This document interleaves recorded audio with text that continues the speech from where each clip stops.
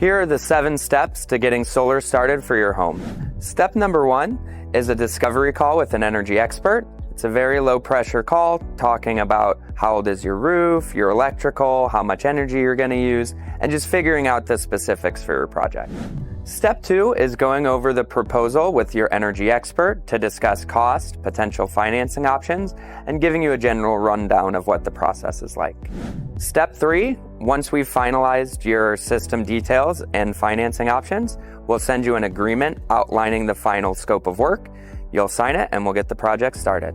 At step 4, your project coordinator will take over.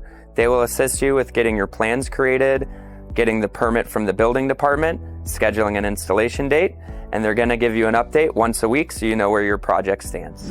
Step 5, once you have your installation date, one of our installation partners will come out and install the system according to your plans and get you past final inspection.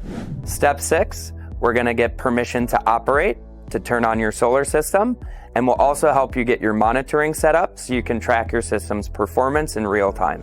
Step 7, we're going to send you all important paperwork to do with your project, the contract, the final plans, etc.